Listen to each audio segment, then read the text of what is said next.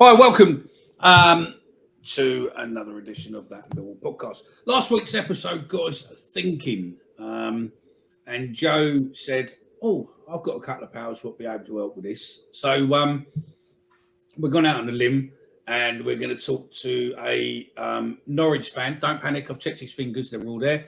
And we're going to talk to a Brighton and Hove fan about what their views are, what they've seen, how both clubs got in to the Premiership. Obviously, Norwich a bit more unsteady, shall we say, than Brighton. But Joe convinced me that this would be a good idea to listen to how they do it and basically get an understanding of what sort of investment is needed and whatnot for potentially us to get to the Prem.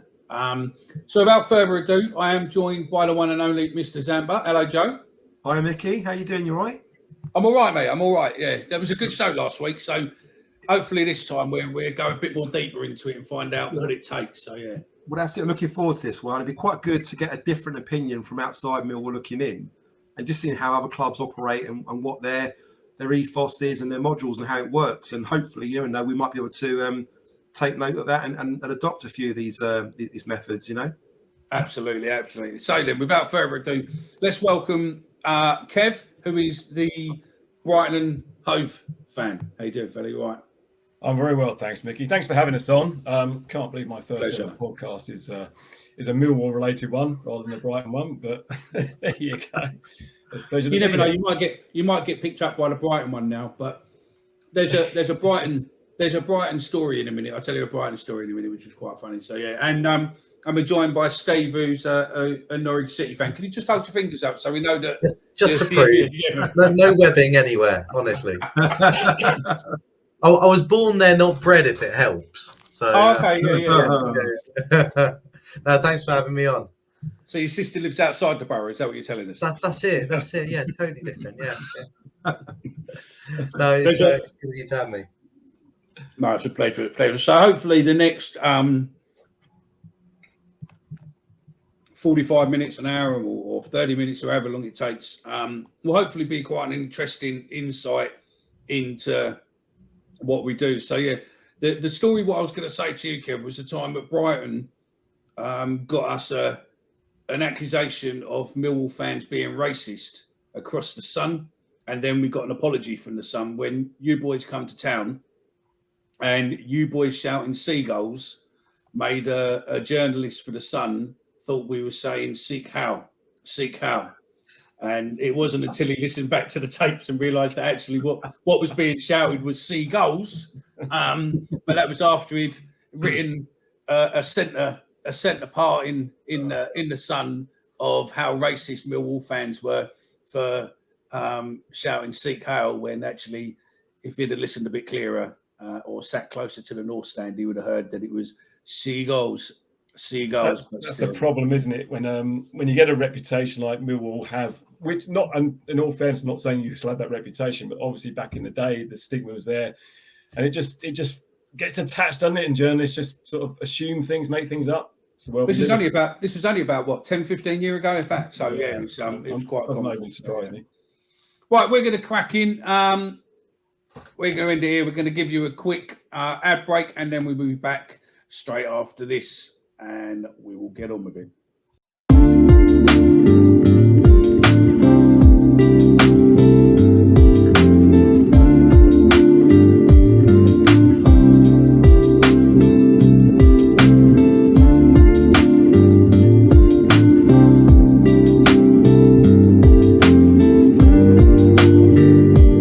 Then part one.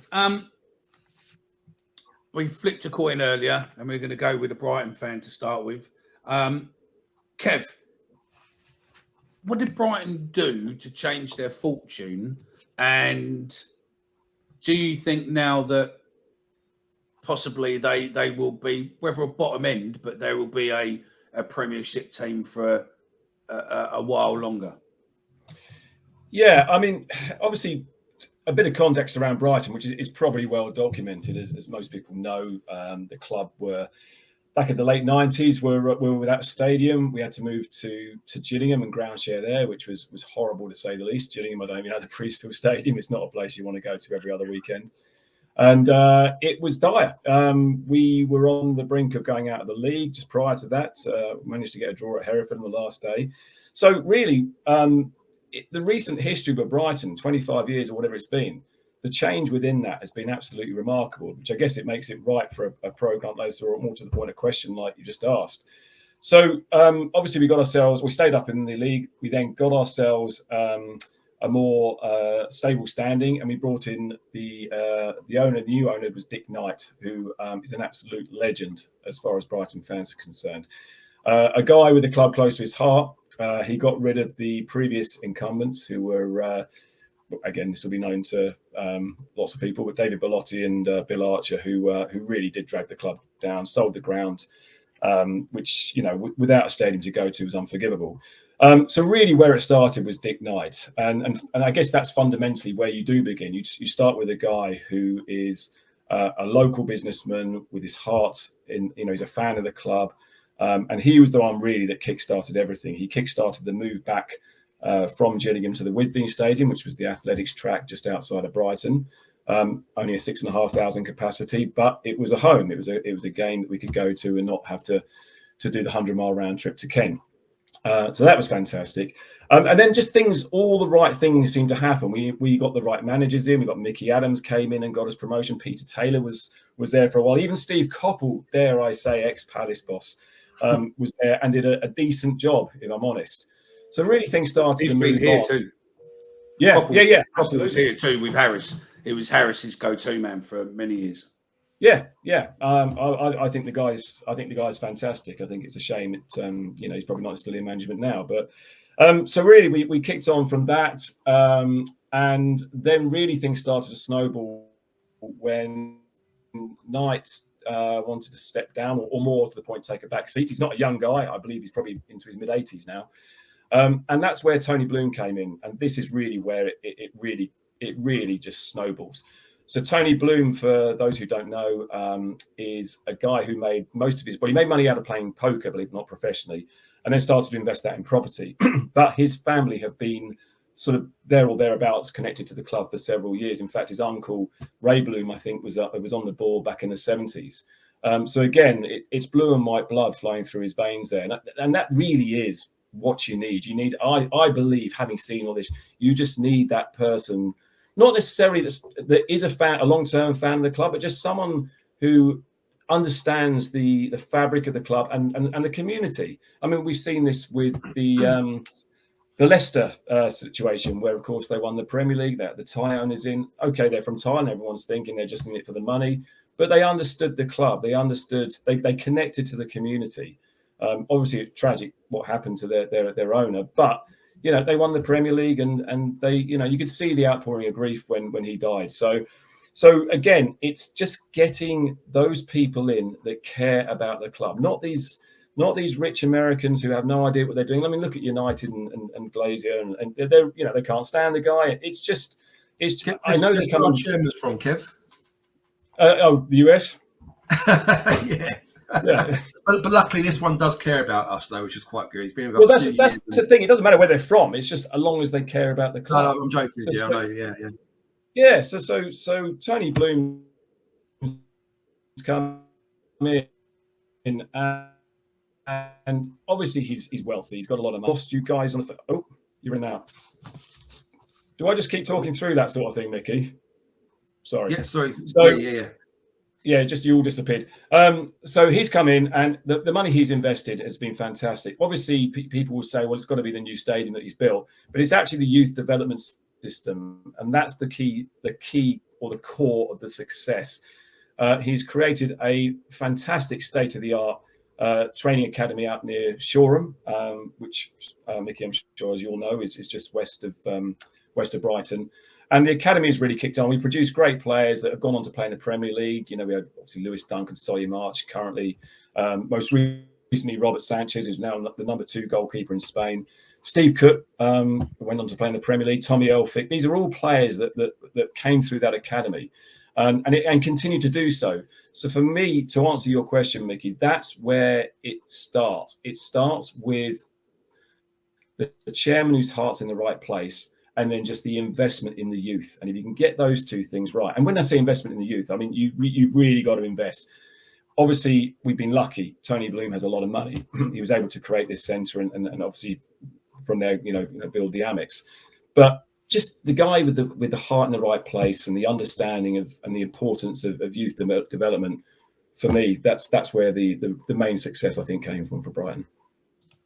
How much do you think so far it's cost him with investment?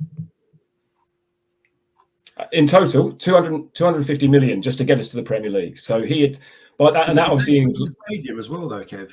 Yeah, yeah. So that's stadium, that's the training facility, and then just getting the right people in. The Dean Ashworths of this world, or actually, Paul. I've got a special shout out to Paul Barber as well, the chief exec, who obviously was. So not much then. Not a lot. No, exactly. This is it. This is the thing. It is a lot of money. I'm not going to beat around the bush. What year did this actually start in regards to? Obviously, I know when Brighton got promoted from the Championship to the Premiership, but how much before that did all this money inject into the club to get them to that level? How soon did it happen? 2009 was when Bloom took over. Really? So the development started from there, from 2009, with regards to training facilities. I think like any club, the development program was already there. As any club would, you'd be daft not to have a development system in place. But I think almost from day one, he understood the need to create an academy that would start to just produce decent players. Yeah. And that was just the makings of it, really, the foundation of it. He wasn't in there to say, right, we're going to sign this ex-Premier League player on big wages and that. We've seen that happen before with teams where they've signed, big players on big contracts and who are towards the end of their career. It just doesn't work.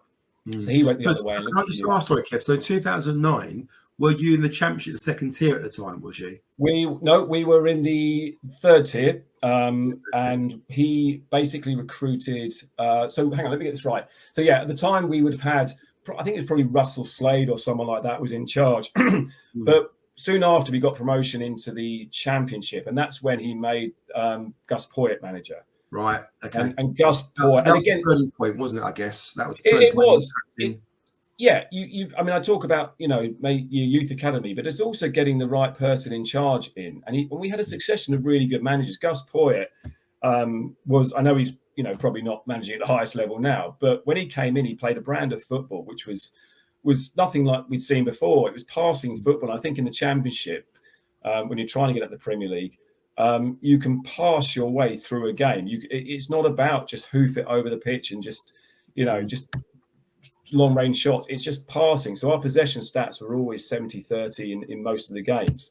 But you've got to back that up with decent players. We had a great holding midfielder in Dale Stevens, and and obviously we have Bobby Zamora. You just need those players that get you through that. But I think getting the right manager in place as well. I mean, there's a whole bunch of ingredients, and not to want to blow Brighton's trumpet, but there's an awful lot they were getting right at that point, which is why effectively we went from third tier to Premier League, I think, in a space of about eight years, I think it was. I mean, when you think about us, really, I mean, John Brelson took over 2007. I think roughly to probably right now, he's probably put best part of 100 million into the club, and probably not including all the legal fees and everything else, maybe with regen and other battles and whatnot's gone on. But now we are looking to spend a big chunk or sponsorship or whichever way we do it. But we are in the process now of looking to build a brand new state-of-the-art to a Championship club training facility. So we've now got a director of football who is a Millwall fan, started as a journalist and come up through the ranks as such, got into recruitment within us, then went to Stoke and then come back. And hopefully now he's got control of the recruitment and the director of football role. And hopefully with that, and he's going to be overseeing the academy side of it, I think possibly maybe in another 10, 15 years' time, we might well be, looking at the, Premiership, if we're not already there through our playing ability on the floor. But I think that training facility will cement our future with getting the good kids, because I think it's not too bad for Brighton, and we'll come to you, Steve, in a minute, just so we can get your story and then we can start a general conversation. Is that I think where Brighton is, there isn't many other Premiership or clubs of your level really within your area. You've got Bournemouth sort of west of you, but there isn't really anything apart from Gillingham to a degree that is a professional club really. Where you are is in what we've got all the big boys within London. So the Spurs, the Arsenal, we've got obviously Sutton United, Wimbledon, we've got Gillingham, Charlton, etc., etc. So I think for us finding the youngsters with the current setup we've got is potentially hard, because our ground or our training facility is very dated. As in, they walk into yours and you walk them into the Amex, which is obviously a sponsored stadium from American Express, which is great. But your training facility is probably going to be the same sort of level and, Premiership level training facilities. You suddenly walk in there with a boy and his dad, the boy's eyes are going to go, whoa, look at this. You walk him into ours in the middle of Bromley and we've got porta cabins everywhere, and you're just going to be, Dad, I've been offered a thing at Tottenham. Yeah, you're absolutely right, Mickey. I mean, it goes without saying you can't compete if your facilities aren't up to scratch and you're trying to impress someone who's looking at the club for the first time or visiting the club for the first time. First impressions last. So no, you are absolutely right, and as I said, it underlines the point. If you get that right, and you create that academy that's got that wow factor as well, maybe a bit of wow factor to it, then yes, you are going to attract players, especially as you say quite rightly, you're up against, dare I say it, the Crystal Palaces and the Charltons of the world that you've got to compete. No, that's it. So Steve, what's same question really what I said to Kev is what level of investment do you think was there, and where do you see things started to change and going forward? I mean, you're not fully there in the same way that I would class Brighton as, because you've been a bit of a yo-yo, but you are in the right direction, I suppose. We're trying, which Stuart Webber's ambition is to be a top 26 club, as he says, is to have that stability. If we're either pushing for promotion or we're in the Premier League, it's very difficult because we don't necessarily have the same financial clout. We don't. I mean, I love Delia and Michael Wynne-Jones. They've done so much for the club. They're millionaires in a billionaires world, right? You look at the Premier League, you look at all the owners there. They're all billionaires. I think we were 19th or 20th richest owners in the Premier League last or the season we've just had, and it's a reoccurring theme every time we're there. We are effectively poor, and we're trying to be sustainable. I think that's the way that Norwich is trying to do it, to make it work. Our money isn't pumped into the club; it's organically grown. So again, it's come down to clever recruitment and having really the policy of the youth. I mean, we got our Cat 1 status for our youth team in 2012, and that was huge for us, right? That was something that we really wanted to do. I mean, Delia and Michael have been involved in the club for 25 years, and it's taken, they took it on in 1997. They always wanted to kind of push the club forward, but it wasn't really until, as I say, 2012 that we actually managed to get that status, and that was already after 2 stints in the top flight, which failed to materialize and or keep us in there for full longevity. And we've come back down, and the only way we can get back up is by making the smart choices at youth level, bringing them through and trying to treat them as an investment. And it's kicked on since Stuart Webber took over in 2017.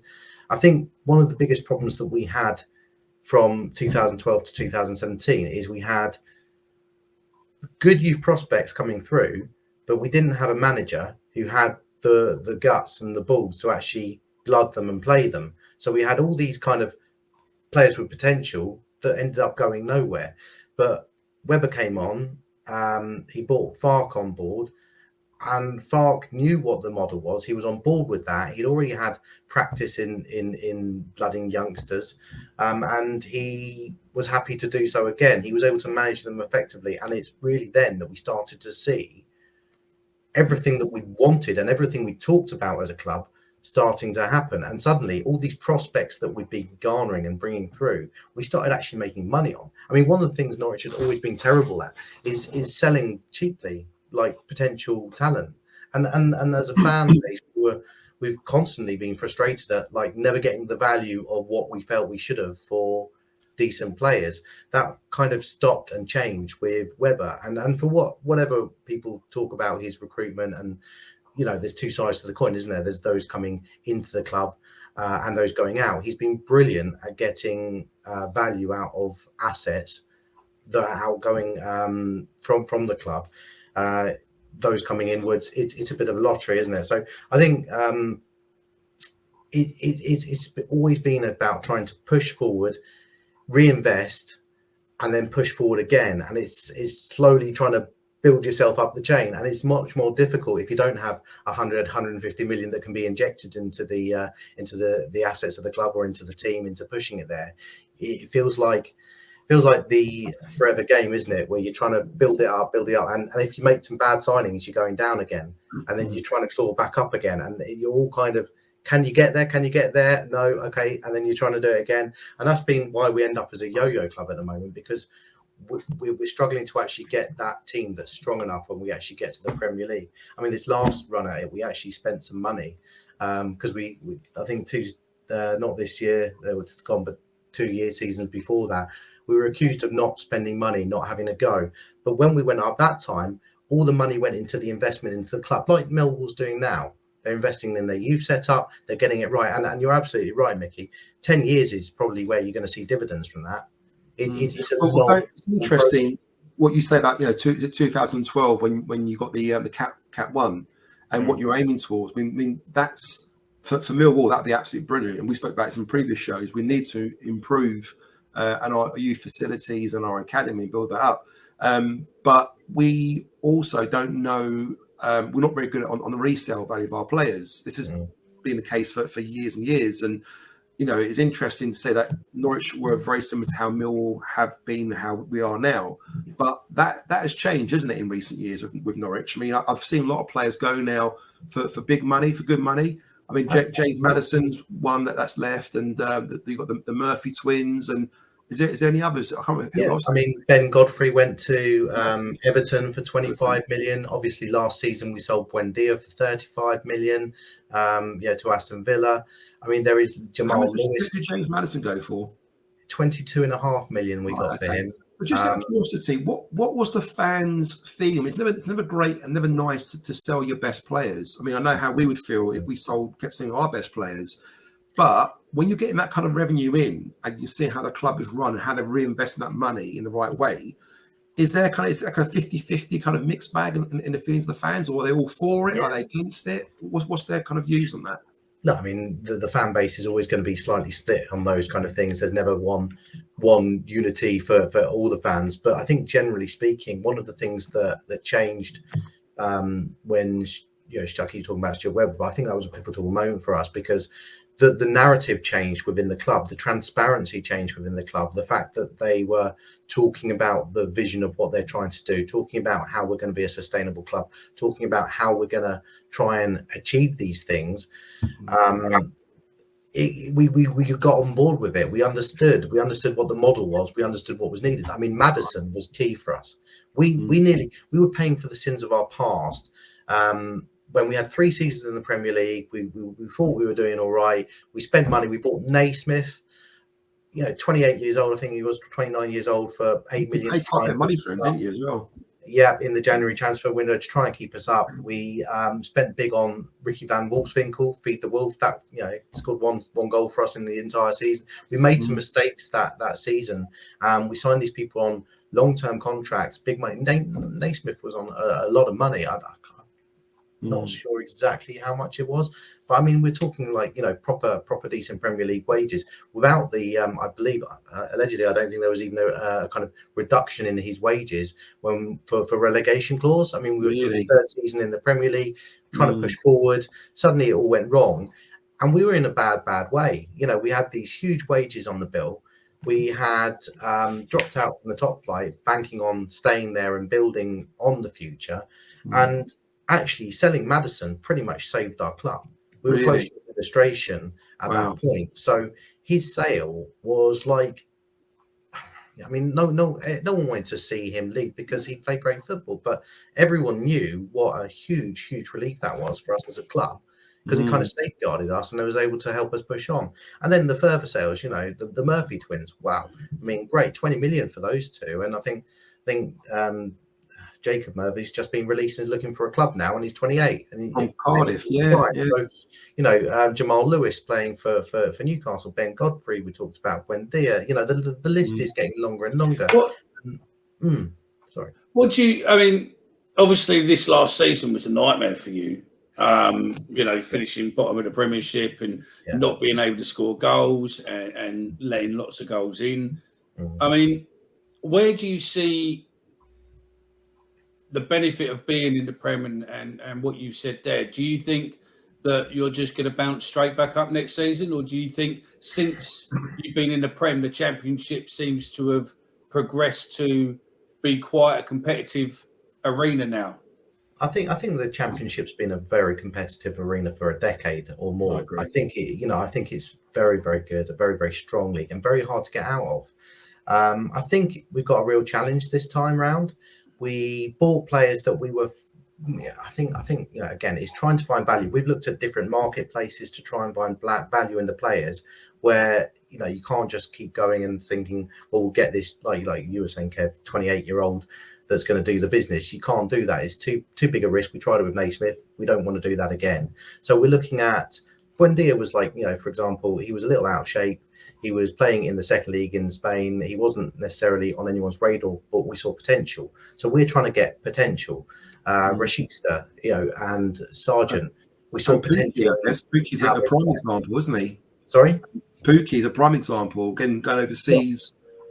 Free transfer. He was the probably signing of Norwich's history, you know, we saw potential. So it's almost taking these punts. I think now we've come back down with a team that is used to losing. It's always going to be hard to regroup and remodel yourself again.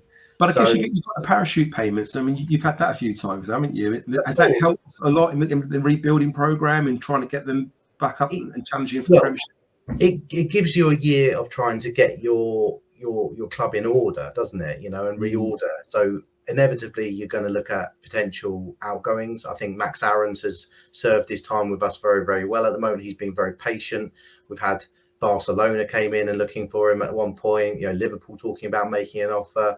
Can you see him going, Steve? I mean, look at the moment. We talked about resale value, didn't we, earlier when we spoke to Kevin as well? I mean, can you see anyone in that Norwich team that look likely to move on this season in order to kind of give you the extra budget you need in order to make I think Max Aarons is the prime example of that. I think he's the one that needs to now. He's served his time. He's a good player. He can kick on in his career. I think one thing Norwich needs to do and has been doing is letting players go. Yeah. And it's good for the club to do that, because if you've got this nice new shiny building you're trying to attract the best players in, what better way to attract players in than showing them that they've got the potential to A, get in your first team and play, and B, be allowed to move to a bigger team when that team comes calling. So, I don't know how difficult it is for the academy, because there's a ruling, isn't there, that you've got to live, I believe it's like 1 hour away from the training facility. So you look at where Millwall are, and any London club really, you're in a prime location, because you look at an hour radius, north, south, east, or west. You can really take your pickings. And unfortunately, when you look at Norwich, you look at Brighton to a point, because you're only kind of looking at half of what's on now. If you look at Brighton, you can only look at half of the radius. You can't go into the English Channel, can you? Find any gems. And what I hear quite a lot of, I think Norwich do this very, very well, is that they'll actually move families across to Norwich, buy them a house, buy them, for the family and the kids, just so they're a resident in that 1 hour radius in order to sign that player. I mean, that's a massive outlay. I mean, to buy a house for a family and move them from wherever they live in the country to Norwich, just in hope that their kid becomes the next best thing one day. I mean, you've got to admire that. You've got to admire the balls, for them to sort of put the money where the mouth is and actually take those chances, those gambles, in order to attract the best players. And they're working so hard in their academy. And Brighton the same, Big commitment from the parents as well to have to pack up everything and move to Norwich, because not many people want to do that. No, but I mean, now more than ever they are, because they see that their kids are getting into the first team setup. They're being given the opportunities. Now we're a destination where youth players actually look at and say, yes, please. Firstly, we've got the nice new training facilities that are outstanding, but most importantly, we've got a route path to the first team. We've got an opportunity to actually prove your talents if you're good enough and be allowed to move on to a bigger team when they come calling. So we've got that proven track record of developing the talent, and that in itself almost is a calling card now, isn't it? You see, that's where you boys at Brighton have done well, because you used to have Mark Beard, didn't you? Yes, we did. It was phenomenal for you. I mean, he's at Dorking now, I think, but he was phenomenal for you, and he done wonders with your kids, didn't he? Yeah, we did. He did, and again, you could argue a lot of where we are now is thanks to the likes of Mark, and that we had some really good people in the background there, not only on the academy level, but on the scouting level as well. Scouting, obviously, the next best thing, but also current players. I mean, Steve alluded to it there. We often went to the Spanish league ourselves. The second tiers. I think Ujao was second tier at the time when we brought him in. We had David Lopez come in as well. But you need a good scouting network. You have to have that, and you need a bit of luck. Brighton signed, 3 or 4 turkeys. I mean, under normal circumstances, we would have gone under. But, we signed Ali Hankabash. We signed Jurgen Locadia. Don't get me started on Jurgen Locadia. We signed Florin Andoni. We signed some players that just, we probably totaling about 50 million here that were awful. But fortunately, with the chairman's money, we could just about swallow that. And of course, we did sell some players for big money as well. Like Ben White, obviously, recently 50 million, and Jerry Scalak to Jerry Scalak. It was the haircut. It was the dodgy hairstyle he had. It was frightening all the kids. It was the money. It was the money he was on. What was scary? There was rumoured to be on about £15,000 a week for us, and he weren't even fucking playing. He hardly ever played for us. It's a shame because I mean. That season when Brighton got promoted and Jerry Scalak was playing, he was quite a good player. I mean, he was getting a lot of assists and he did for you, wasn't he? He never really did it for us. He had a spell, I think, of maybe a dozen games. He hit one particularly brilliant free kick against who I can't remember. But he was very much a flash in the pan, unfortunately. And it was no surprise when he was loaned out to the Championship, and I don't know where he is now. And like as with Norwich, sorry, Kev. I mean, obviously, quite clearly, Norwich do give their youngsters a chance. They do give them first team football and believe them in. And you can see a lot of players have developed there by playing first team football and moved on, and they signed for lots of money. Are Brighton the same? I mean, Brighton got a fantastic academy. They've got some fantastic youngsters that are all going out on loan to every single team you can imagine at the moment. But how are Brighton as a club in regards to trusting their youth? Do they give them the chance to play? What's your thoughts on that? Absolutely, they do. You only got to look at the subs bench now for a lot of Premier League games. Potter is putting youngsters on there. We have Tudor. I forget his surname now. Tudor. I forgot his name. But we have players on there that are making the bench, and 2 or 3 of them have been given chances in the first team. 1 or 2 have been given a chance in the Premier League. So he is keen to do that. Obviously, when you have a little bit of wiggle room, when you say we were safe, I think with 4 or 5, maybe even 6 games to go, you can start to bring those players in and give them a chance. Although that's not to say that we weren't taking the Premier League any less seriously. The higher you finish, the more money you get. But he was certainly giving those youngsters a chance. Gives them a chance. Gives a lot of them a chance in the. As I think most teams probably do in the League Cup and the FA Cup. But certainly, yes, they are played. There is, and I think you need to demonstrate to your existing academy players that there is a path. There is a path to the first team and the Premier League and maybe the riches beyond. And I think, again, if you can demonstrate that you are prepared to promote players rapidly up through the ranks into the first team, it's only a good thing. It's very attractive to a youngster that's trying. It's interesting to say that. I mean, in our last show, Mickey, myself, and Chris, we were talking about the attraction for youngsters and their parents. Let's get it right. Parents have a big say where the kids play, and if you've got three teams, let's say, or four teams in for you, you've got a Chelsea, a Man City, or a Brighton, a Norwich, or a Millwall, or an AFC Wimbledon. And they all want you. Where do you go? Do you look at the best chance of playing first team football, i.e. you'll go for Millwall, you might go for AFC Wimbledon, or do you look at the best team that's available, if it's Chelsea or Man City, but then there's a little chance that you'll get into the first team? I mean, sometimes I think looking at Brighton or Norwich, especially where they've got proven history in allowing their youngsters to get first team football, and at the same time having a Category 1 training facility, you kind of tick all the boxes. I mean, that's probably a massive coup for you guys in regards to attracting, good players, don't you think? Oh, absolutely. But it's all the ingredients, isn't it? It's everything. It's who's advising you in the background. It's as we said again, it's how the look of the academy. It's a whole raft of things. I mean, it's talking to the youth coaches. I mean, you just get I don't know. I've never been down this route, unfortunately. I know it's surprising, but you just get a feel, I think, for a place when you go somewhere, and it's who you talk to and how you're advised. Do you think, with being in the Premiership, that the commercial benefits of what the Premiership brings you opens up, that it's not just your chairman ploughing money into the club? You're potentially going to have large corporate partners, like you've got American Express, who probably paid a big chunk towards that stadium, and possibly keep paying a big chunk every year towards Brighton. I mean, I'd say we're slowly getting there on a commercial level, but I'd say that we're probably still possibly 10 years behind maybe where Norwich is. Yeah, there's no doubt that success breeds success. The more attractive you are as a marketing tool, then of course you are. That the more sponsorship you can command. I mean, American Express obviously are huge sponsors. They're headquartered in Brighton, so it's a nice fit.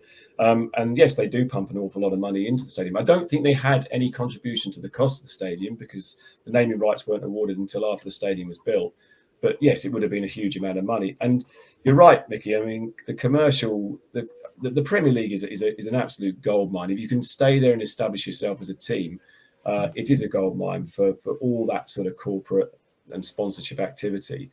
And I think this was always Tony Bloom's vision. And fair play, he's carried it out almost to the letter. Was to get up there, stay up, consolidate, and then eventually try and finish in the top half of the season. Now, if you told me that's going to happen within 5 years, like it has, I'd have bitten your arm off, and it has happened. And any Brighton fan will tell you that they're absolutely cock-a-hoot with a ninth place finish this season. So it's the longer you stay, the richer you're going to get. It's as simple as that. Question for both of you, possibly Norwich, and possibly to both of you. You're not wild class as hardcore fans to a degree, and that's not disrespectful. That's just the way it is. You were different to how we were and how other clubs around us, like the Man United hardcore, the Liverpools, etc., the Evertons, etc. But do you see the Premiership as a sanitation towards traditional football fan values, and does that weigh out for the commercial benefit? Or does it ruin the football day experience for the traditional fan? I mean, it's a question I've kind of asked myself a fair bit during the course of this season, as I'm sure you can appreciate, as yet another goal slips into our net and we're losing heavily again, thinking, well, is it worth it? Is it worth? Because it's all money. The Premiership is all about money. You know, it's definitely a billionaire's playground. It's very glamorous. It's made to be glamorous, and it's almost made to be like.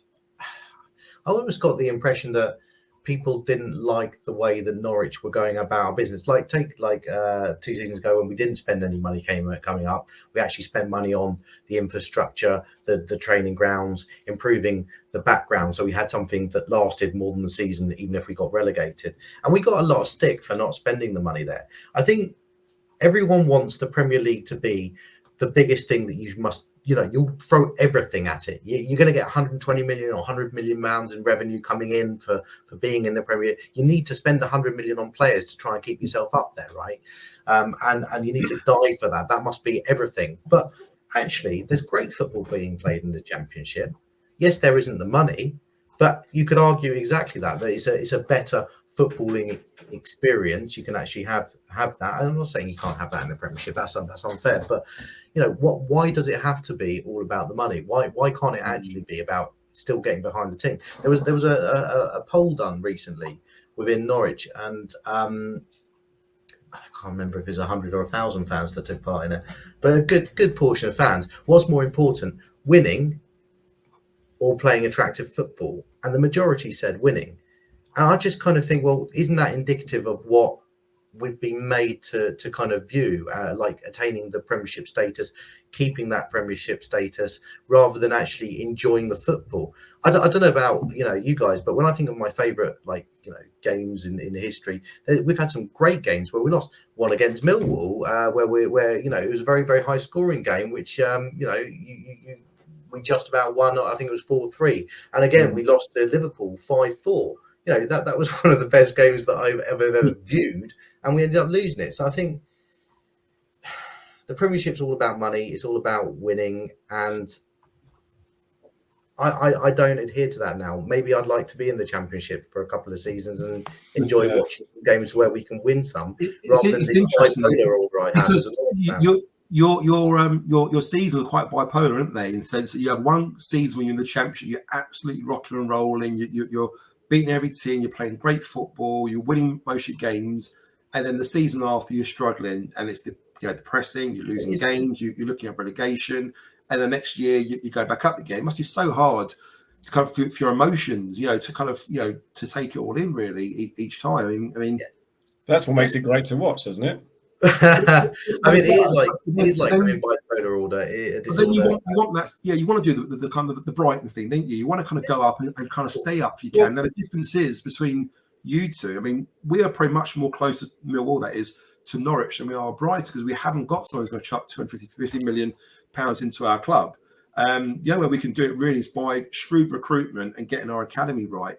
But what Kev has told us and what Brighton's done, it's quite clear to see you need to have money, but what's important is getting the infrastructure right. And Brighton have done that very, very well. They've looked at everything, from their training, their academy, their scouting, everything's done well. Even their ground, they built a new stadium there as well. So everything's done well, and they've planned very, very well for this to give them this sustainable club and team to kind of be playing the Premiership and not looking over their shoulder at relegation every season. Yeah. Sorry, Joe, go on. No, I'm saying, I mean, that's how, in my mind, I think that's the way to do it. But you do it on a shoestring budget like Norwich have done, and kind of almost, work their way through the system, which is probably close to what Millwall would do. And you just can't see how you're going to keep that going and be in the Premiership every season and not work at relegation every year. Well, I think, I mean, obviously, Mickey, your question at the top there about does the Premier League sanitise football? I absolutely does. There's no two ways about it. It's unrecognisable from playing in the lower leagues. And I think, Steve, you make an excellent point as well. The Championship is a brilliant league to play in, especially when you're going well with it. I mean, it was the seasons we had where we were getting to the playoff finals or getting into the playoffs, and we lost 3 playoff finals. But those seasons were so exciting. You get into the Premier League, and when you're a Brighton or a Norwich or whoever outside the Big Six, there's a glass ceiling. You are never going to win. Leicester aside, obviously, was a free occurrence. You You're never going to win we're not going to win the Premier League. We're never going to get into the Champions League. Let's be honest. The Europa League is obviously a distinct possibility now, but that is it. That is the glass ceiling. You cannot go any further than that. Is that the way you want to watch football, by aspiring to finishing 7th or 8th every year, or even just staying up? It must be quite difficult for both of you, because for you and for Norwich, even Brighton have done very, very well, and they've messed that up and they finished at a good position. You must look at the start of every season thinking we must not get beat, we must not lose. It can't be much fun. It must be kind of good for the old ticker. Every game you go into thinking we can't lose this game. We're playing Chelsea, we can't lose this game against Liverpool. It's great to watch them, and I wonder, as a Millwall fan, how would I enjoy being in the Premier League, knowing damn well we went up, we'll get absolutely spanked, probably finish worse than Norwich did this season. That could be possible, but that's what's going to happen. And in my head, if I got the opportunity to do that, I would take it with both hands, just to see Millwall play the Premiership. But to do that every season, to go up, know you're going to get spanked, to go down again, it's demoralising. Well, I agree with what Steve's saying. I think to be in the Championship, it's a great division. It's probably where the Premiership was 10, 15 years ago, to be fair. And when both you guys, you played in League One, you've seen out in league lower divisions how shit and horrible it is down there. For Millwall to be in the Championship, and we've been there this will be our sixth season now in the Championship. I love it. I really do. And as much as I want to go to the Premiership, I'll take the Championship. Would you not, Mickey? I'd like to go to the Premiership for one season, just to turn this golden brand on its head for one season. The fact that if we got into playoffs and it looked like we were going to win, the FA, the Premier League, the EFL would be having fucking kittens. They would be shitting it.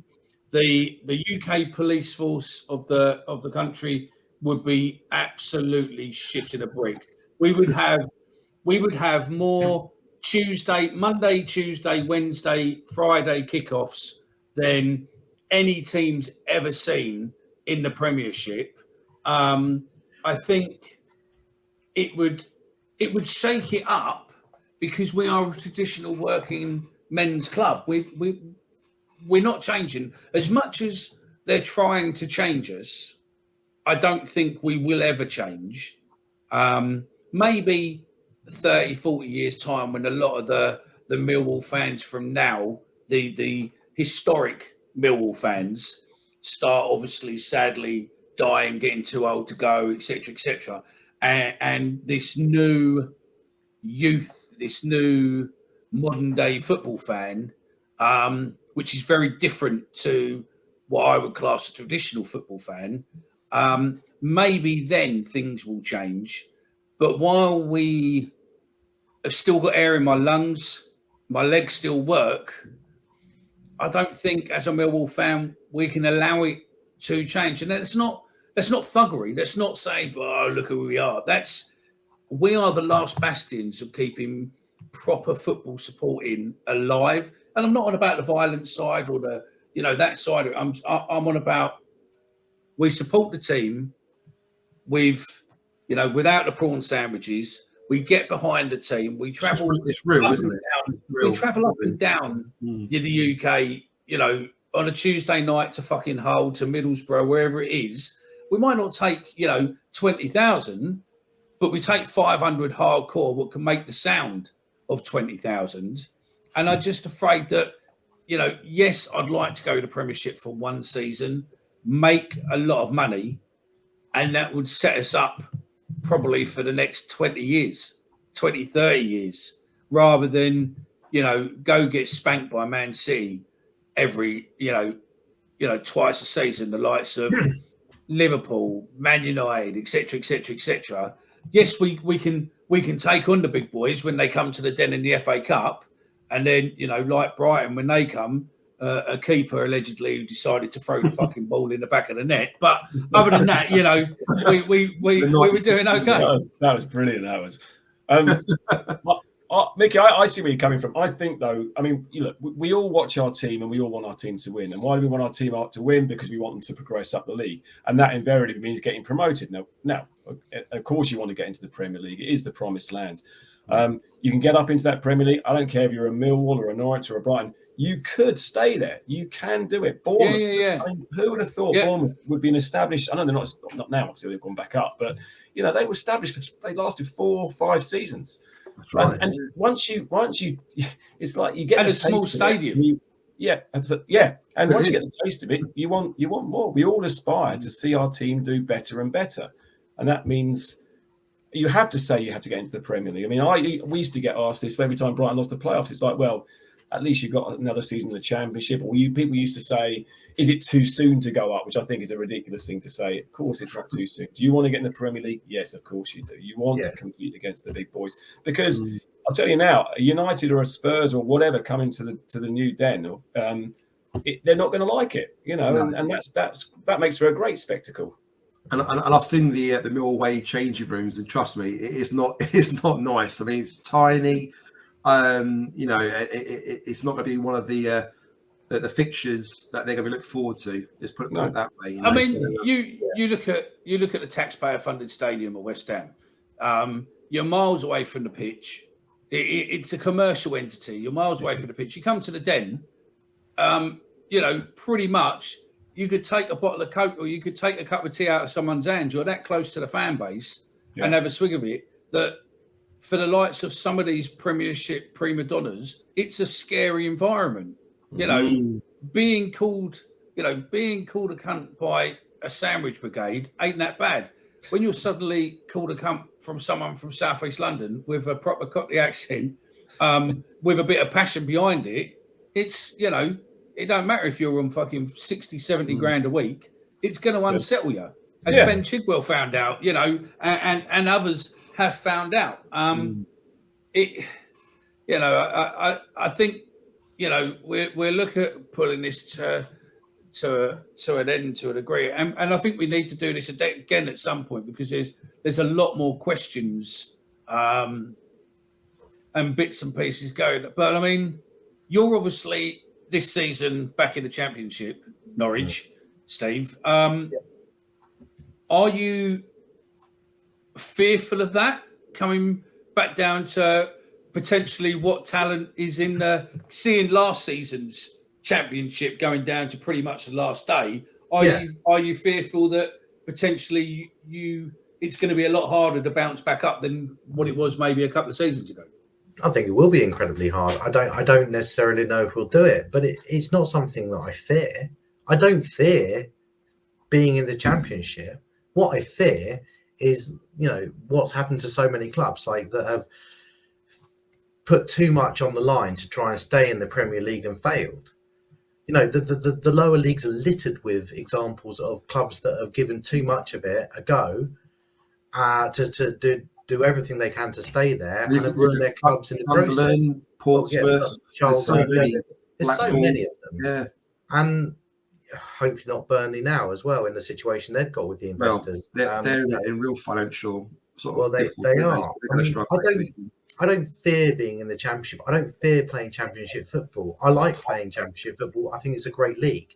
What I fear is my club putting everything on the line and losing and not having a club anymore, or it being in League One, League Two because we've tried too hard. And if we're in the Championship for 5 to 10 years, that's fine. I'll embrace that. Yeah, and that's why we aspire to the Premier League again. Mickey, you said you want to see Millwall in the Premier League for one season to give you that long-term financial stability. It doesn't matter if you go down. And I think you're right. I'm like Steve, because having seen Brighton go through hell 25 years ago, you do want that long-term financial stability and that safety net that if you do go down, if you do tumble down a couple of leagues, you're still financially secure. Realistically, and it's a question quickly to both of you, where do you see your clubs in 5 years' time? I mean, we all wish and hope where we would be, but where do you honestly see your clubs in 5 years' time? Start with Steve, sorry. It's hard to see past where we are at the moment, somewhere in the in-between ether, somewhere in the top 26 of England, maybe. Do you not see any progression from where you are at the moment? Do you not see yourself I think without genuine investment, it's going to be really hard to become a club that stays in the Premier League long term. I think, as for all this talk about being a sustainable club, for all the fact that I'm behind that and want that, it is so difficult to do.